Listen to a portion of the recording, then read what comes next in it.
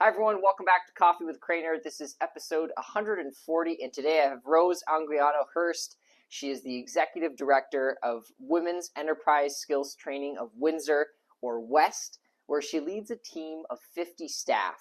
And Rose has served in the capacity of Executive Director at WEST since 1995, and during this time, this organization has grown to serve more than 2,000 women annually.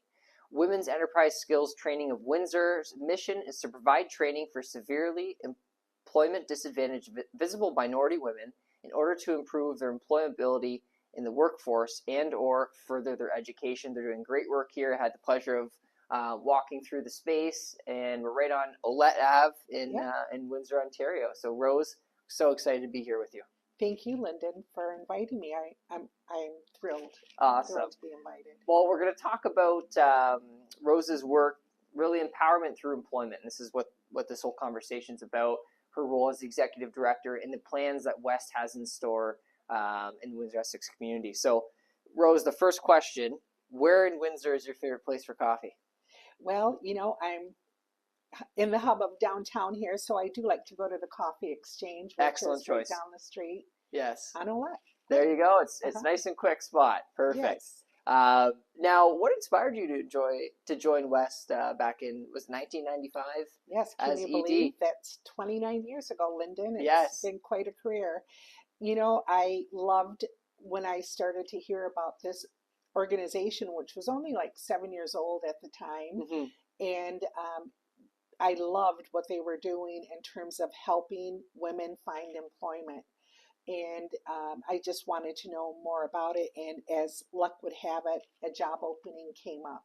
So, yes, I loved what they were doing in the community. I could see the training model they offered, some of the great connections they were having with the business community, helping people get launched in their careers. Mm-hmm. Just a lot of great stuff they were doing that I wanted to be part of.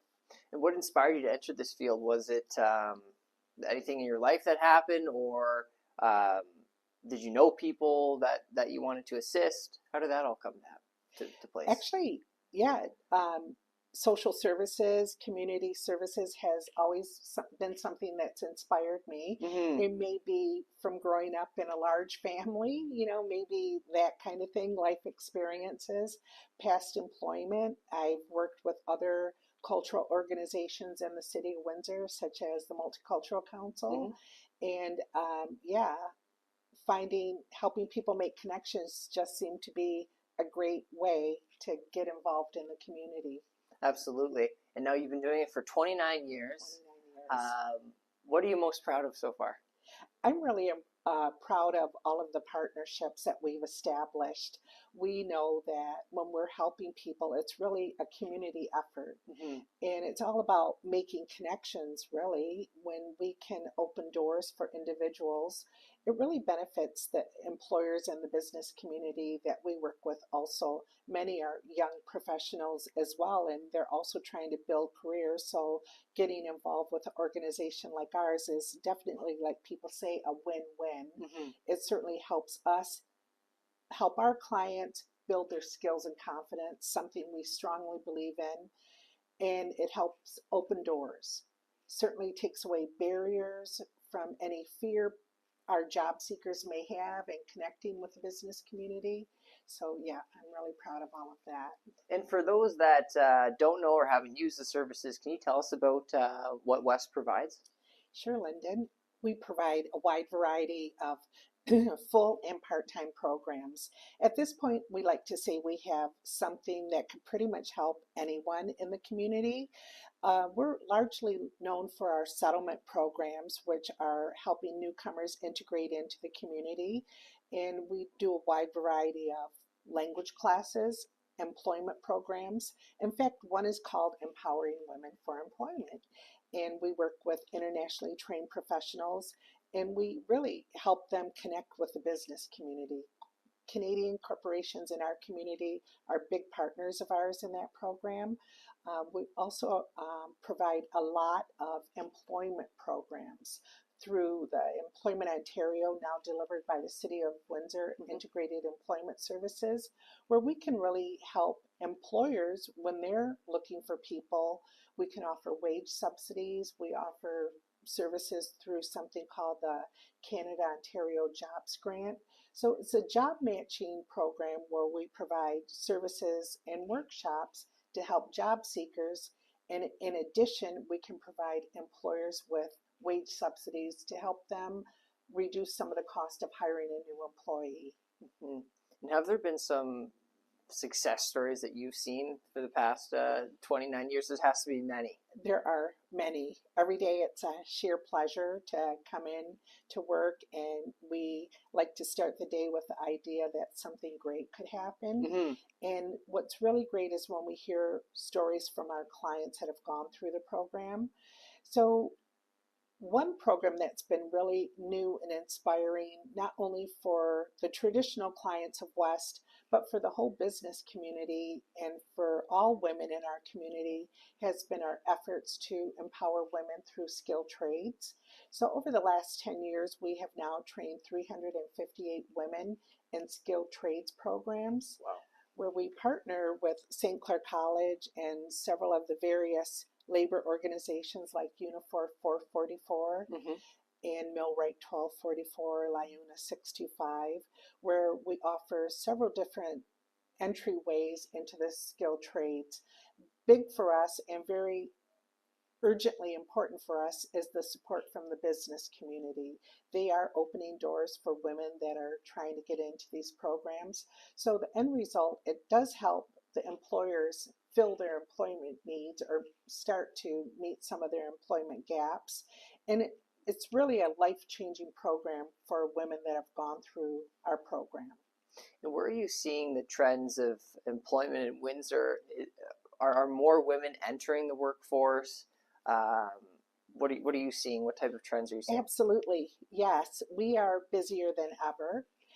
And if I could just speak about generally, our general employment programs, yes, those are still always busy, always sought after services that we offer.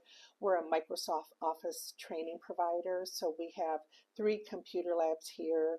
Right now, all of our programs and services are at no cost to the people that attend our programs as they are funded. And with the avenues, the entryways we're trying to make for people in skilled trades, yes, that is definitely growing. We are waiting to hear about funding for a program that we've been offering where we can offer training for 20 people. We have 80 people on that waiting list to get into that program. Wow. We recently just started an electrical pre-apprenticeship program, and we were delighted to have at least 40 people that applied for that program. So that's clearly at least a 2-to-1 ratio of people interested in the program that got into the program. So we recruit all year. We are trying to work with industry to make sure we're on top of the new skills that are required for the EV industries. We want to be right there and have clients from the community be ready to take those jobs as well. Absolutely. And now touching into your role as ED or executive director, walk us through that. What's an average day in the life of Rose? Well, it's a lot of checking emails, Lyndon.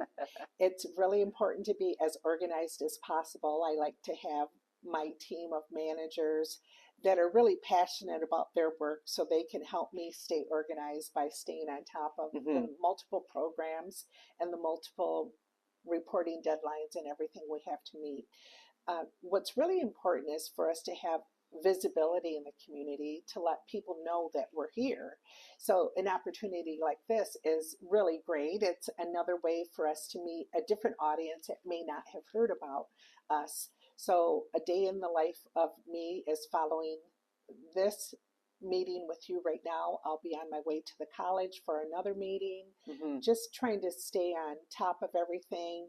Make sure also I want to stay connected with our clients and our staff. I like to be able to walk through and just do casual meet and greets with the clients just to make sure they they know I'm here if they need anything from me. Well, when I walked in, it was 9 a.m. and the classrooms were packed. Like That's people great. are, I love it. it's very, very busy here.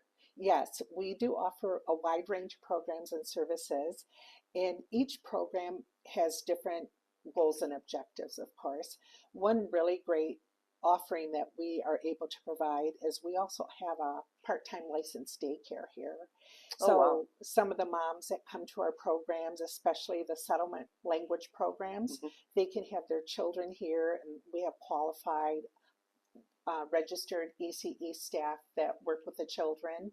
We just had a huge Mother's Day celebration that our daycare staff planned and organized. It was lovely. It was so much fun. Lots of excitement. No, it's good that you have that. It allows mothers to, work on their full-time job and the training that you're providing here in the classroom. So it gives them that break, right? Yeah. That for most people that have children and they're trying to enter their career, it's very difficult. It's tough to manage, tough to balance, right? Absolutely. Yeah. So that's excellent that you offer that. Can you talk to us about some of the upcoming events or workshops that you have going on that the community can be involved with?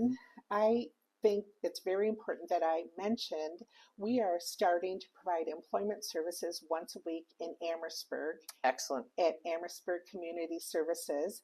So we're working there with Kathy DiBartolomeo and her team. And right now we're there once a week on Wednesdays just to get started. And we hope that we'll start to get busier and busier as people start to know that we're out there. But all of the employment services that we provide here we'll be able to offer to clients there through that location.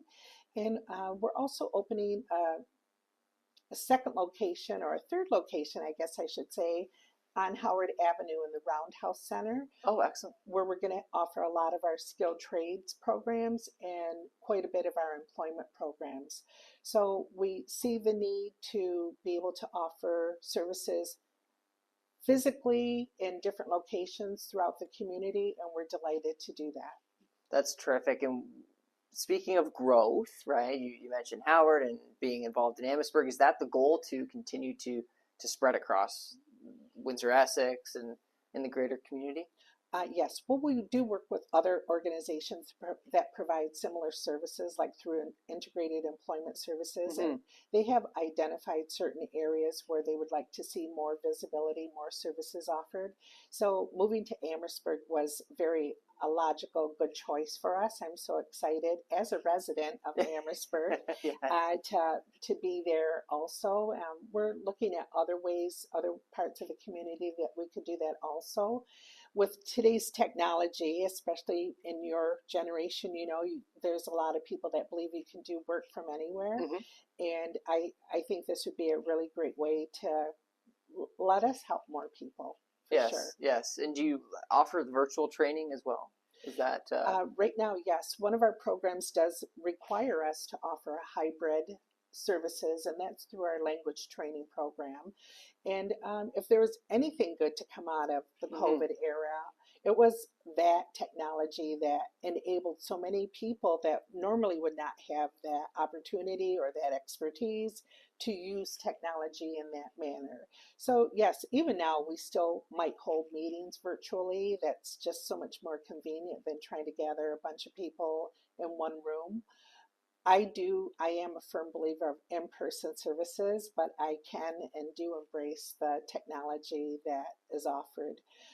Right now, that's pretty much the only one that we offer. Our employment counselors are able to do one-on-ones with clients virtually, and that's really great for convenience. Yes, definitely. It's some people they can't leave home, right? And they still want to access that level of service. Now, for somebody that's looking to enter your role one day as executive director and to lead this wonderful organization or organizations similar, what would your advice be to that person? Wow, if I reflect back on when I wanted to enter this job, what I did is I tried to put myself in places where similar people were. I joined many different women's networking organizations. I wanted to meet as many elected officials as I possibly could. I wanted to understand the different responsibilities of municipal, provincial, and federal governments. Like anytime you can get involved, even if it's joining a board of directors for a community organization, anything like that is going to help you just build your skills of organizing, realizing the different work that needs to be done, the different mission of an organization, and just to try and know the power of partnerships. That's really so important. And I often hear some of my guests mentioning the why, like determine why you would want to enter this role. For you, that must have been a huge factor. Absolutely. I love reflecting on our why. Lyndon, if you ever come back, I'll have to invite you to one of what we call our graduations. And each time we have a graduation from one of our programs, our clients lead those efforts. They're the MC. They provide their one-on-one testimonials. And yeah, to see when a person starts entering, when they first come into contact with us, maybe they never heard of us before, and then they went through one of our many programs, and then to see how they started and where they finished at that point, it's quite inspiring just to be involved in someone's journey. Yes. It's so empowering. Yeah, absolutely. It's great work that you folks are doing, and it definitely shows. I see, going back to brand awareness and everything, I see WEST online everywhere. So I'd love to hear that. Yes, Thank you. yeah. Even before I was elected, I'd always see just the different partnerships that you have going on in the community and ways to help more women receive employment training and enter the workforce and have jobs at the end of it, right? Now, how can people get involved? As a final plug, how can people get involved, whether they're looking to participate in a class or workshop, or can people donate? How does that all work? Absolutely, Lyndon. As I mentioned, we try and offer something for everyone, whether it's a full-time program or a part-time program. Maybe it's just a one-day service that you need. Anyone is welcome to call or visit our office here on Ola Avenue, and we'd be happy to help get them started. When we're looking at employer partnerships, those are so important. So there's many ways that an employer could help our organization. Certainly financially, we are definitely a registered charity organization, and as allowed by Canada Revenue Agency, we can offer charitable tax donation receipts. Excellent. So that's definitely always welcome. Getting corporations involved, as I mentioned, helps our organization and our clients just break down barriers, build their skills and confidence. Sometimes maybe an individual might be interested in a board role or a community advisory role. Some of our programs have advisory committees, which help us know what's happening in the community. Yes. So, there's many ways someone can get involved. And it's westofwindsor.com is your website? Absolutely. Excellent. westofwindsor.com. Well, folks, if you want to rewatch the episode, visit coffeewithcrainer.com. Really appreciate your time being here. This is episode 140. Really happy. Thank you. And West of Windsor is doing excellent work. I recommend you support, or if you're looking to enter any of their programs, please reach out to Rose and her team and visit westofwindsor.com. We'll see you soon. Take care.